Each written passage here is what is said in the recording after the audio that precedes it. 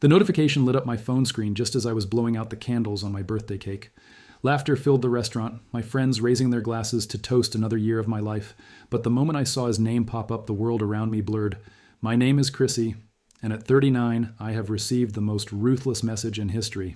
Hey Chrissy, I just wanted to be upfront with you. I found someone better, someone younger, hotter, and honestly an upgrade.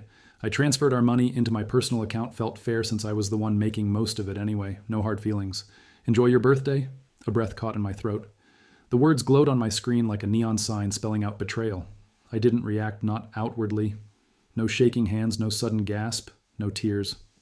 Welling in my eyes, if anyone at the table noticed anything, it was probably just the way I suddenly sat a little straighter, the way my smile became sharper instead of softer. Congrats.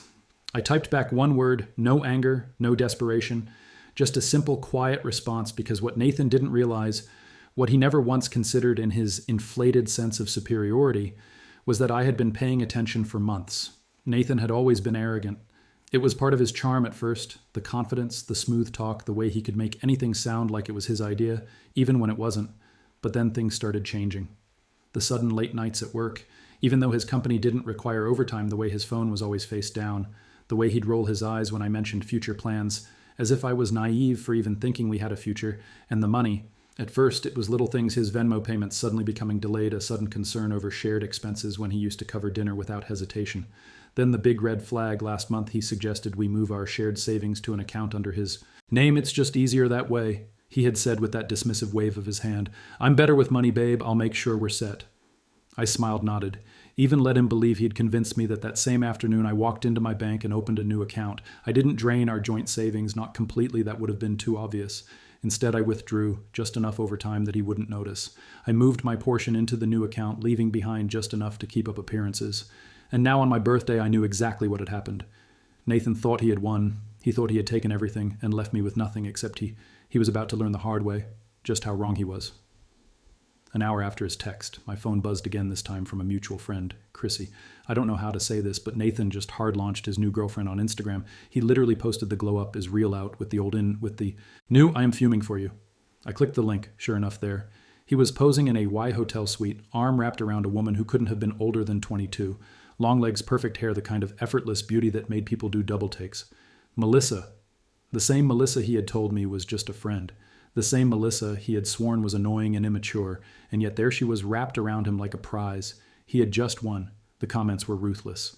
Okay, King, big upgrade. Damn, my guy upgraded from economy to first class, ripped to the X. She must be crying. Oh, how wrong they were. I wasn't crying, I was waiting. Nathan believed he had outsmarted me. He assumed I would do what every woman in his past had done, break down, beg for closure, spiral into heartbreak. But the thing about arrogant men is that they always underestimate the women they betray. He had forgotten whose name was on the lease of our apartment. He had forgotten whose credit card he had been using for the last 6 months. He had forgotten that I was the one who had built our savings, while he had only ever contributed in words, not numbers. I stared at my phone, at the texts, at the photos, at the comments that were meant to humiliate me, and I smiled. Nathan had made the first move, but I was about to make the last one. Nathan believed he had already won. He thought he had taken the money, the power, and the upper hand. But what he had really done was set himself up for a fall so spectacular, even he wouldn't see it coming. The first domino would tip over in 3, 2, 1. The first thing I did when I got home, I changed the locks. Nathan had never bothered putting his name on the lease. It had always been my apartment, my responsibility, my name on every official document.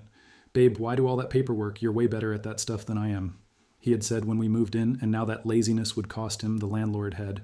No problem. When I called to have the locks changed, you're the only one on the lease. Chrissy, you can do whatever you want by midnight. Nathan no longer had a home to come back to at 1 a.m. I got the first sign that reality was beginning to sink in. A single text from Nathan. Hey, super weird, but I think my key isn't working. Can you let me in? I let the message sit, read, but unanswered. 15 minutes later, another one.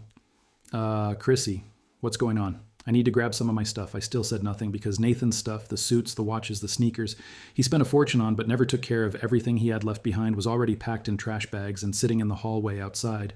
When he tried to enter his old life, he would find himself standing outside a locked door staring at his belongings like a stranger on the curb. But this was just the beginning at 8 a.m. The next morning, I made a call to our bank. Hi, I need to report fraudulent activity on my joint account. The customer service rep's voice was polite but firm.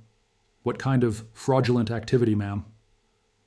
I took a deep breath, ready to say the words that would flip Nathan's world upside down. Money was withdrawn without my permission, and I have text message proof that my ex took the funds maliciously. Pause. Then would you be able to forward those messages to our fraud department? Of course, happy to. I sent the proof within minutes by 9:30 a.m. Nathan's personal bank account, the one he so proudly transferred all our money into, was frozen pending an investigation. The next text from Nathan, Teach, came right on schedule. Chrissy, WTF, did you do my bank account is locked. I can't access anything. I sipped my morning coffee before replying. Huh, weird, maybe you should call your bank. He called, and what a call that must have been. I imagined the moment the representative explained that his account was frozen due to a fraud complaint, that he wouldn't have access to a single cent until the matter was resolved, that the funds he had stolen weren't as safely tucked away as he had thought. I imagined the slow realization washing over him that his grand upgrade wasn't going as planned, that Melissa's luxury vacation dreams had just crashed and burned, and that I was not the fool he had thought I was. Nathan had booked a rental car for his trip with Melissa, a flashy convertible, because of course he did. I knew this because I had seen the confirmation email pop up on our shared iPad weeks ago.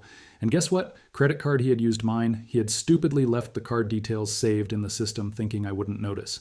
So at 10:00 a.m., I made my second phone call of the day. Hi, I need to report an unauthorized transaction on my credit card by noon. The rental car was canceled, and just like that, Nathan and Melissa had no ride to their supposed better life at exactly 12:17 p.m. My phone rang. Nathan. I let it go to voicemail a minute later.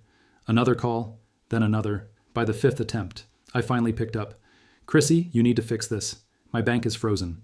My rental is canceled. My stuff is in trash bags outside the apartment. You've made your point. Okay?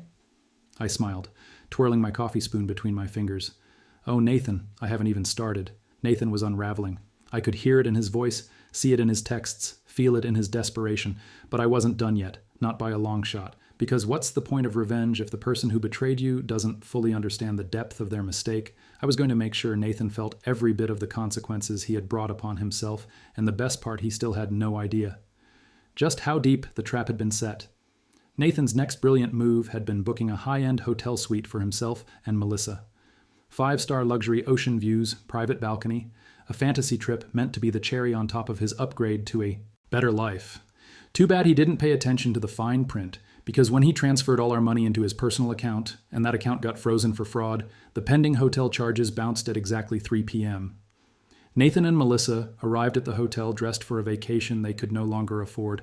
I wish I could have seen his face when the receptionist politely told him, "I'm sorry, sir, but your payment was declined, and unfortunately, we've had to release your reservation."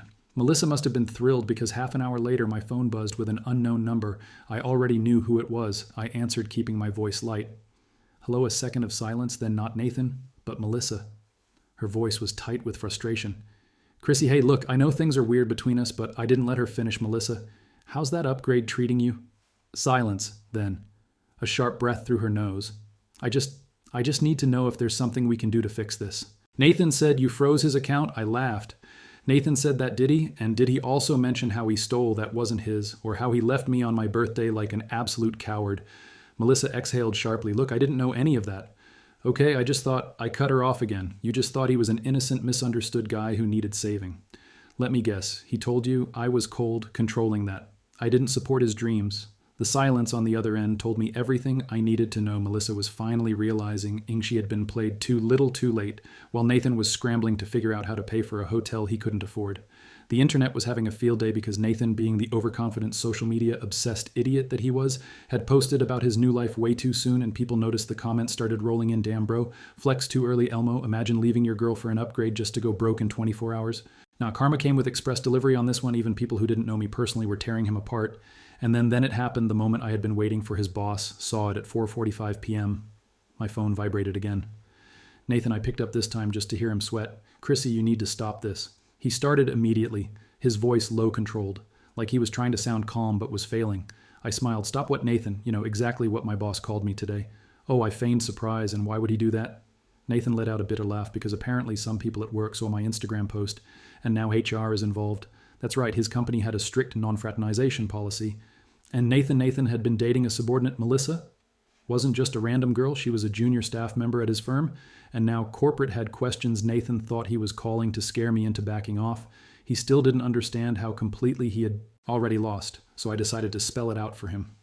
Nathan, let's get something straight. I didn't do anything to you. You did this to yourself. You stole our money. You played yourself. You lost control the moment you underestimated me.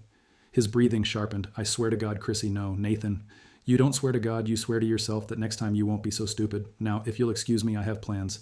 Enjoy your better life if you can still afford it. And with that, I hung up. His calls kept coming. I never answered. Nathan was losing control. Everything he had so confidently taken for himself was slipping through his fingers like sand. No money, no hotel, no car, no apartment, and now no job security either. But Nathan, he wasn't the type to go down quietly. No, he was the kind of guy who had set himself on fire just to feel like he was still in control, which meant the next thing he did was the dumbest move of all at 9 a.m. The next morning, I woke up to a knock at my door, not a text, not a call, a knock through the peephole. I saw a uniformed Chrissy Walker, the officer asked as I opened the door. I kept my face calm. Yes, that's me. Is there a problem? We received a report about stolen property. Your ex-boyfriend Nathan Carter claims that you've unlawfully kept items that belong to him. I almost laughed out loud, did he? Now he specifically mentioned some designer watches, a laptop, and a few suits. I stepped aside, gesturing to the hallway where Nathan's trash-bagged belongings still sat. Everything he left behind is right there untouched. He's welcome to take it, if he actually comes to get it himself. The officer glanced at the bag. So you haven't prevented him from accessing his property? Nope, but I have prevented him from accessing my apartment, my money, and my life. Is that a crime? The officer smirked. Not at all, ma'am. Sounds like a civil matter, not a criminal one. We'll be closing this. Complaint, and just like that, Nathan's pathetic attempt to intimidate me through law enforcement failed. Strike one. 2 hours later, my phone buzzed again, a call from a familiar number, Melissa. I considered ignoring it, but curiosity W. Hello? I answered, keeping my tone light. Chrissy, I need to know the truth. Melissa's voice came through tight with frustration. How much of this did you plan? Plan, I repeated, feigning confusion. What exactly are you accusing me of, Melissa? Oh, don't play dumb. Nathan's broke. His job is on the line, his accounts are frozen, and now he's crashing at my place like some homeless ex-frat boy. This isn't just bad luck, you did something? I smiled, swirling my coffee. Melissa, let me ask you something. Did Nathan ever tell you why he and I shared that bank account? Silence, did he ever mention whose name is on the apartment lease, or how he's been living off my credit cards for months? More silence, then softly, almost bitterly. No, he said you owed him that. Money that you were controlling, that you'd never let him have any independence. I let out a short laugh, so he convinced you that stealing from me was just him taking back control. Classic. Melissa exhaled sharply. God, I was such an idiot I didn't argue, because, yeah, she kind of was the final nail in Nathan's coffin. Came 3 days later, his company officially fired him, not just because of the workplace relationship scandal, though that was bad enough, but because HR had reviewed his expense report. Reports turns out Nathan had been reimbursing himself for fake business dinners. He'd even expensed hotel stays, ones that I hadn't even discovered yet. His arrogance wasn't just personal, it was professional suicide, and now Nathan was truly left with nothing. The very last time Nathan ever contacted me was 1 week later. His name popped up on my screen, but instead of rejecting it, I answered, I wanted to hear it, Chrissy. He started his voice. Hollow you. Why, I didn't say anything. I let the words hang between us. Nathan sighed. I don't get it. You didn't even try to get back at me. You didn't scream. You didn't fight. You just let everything collapse around me.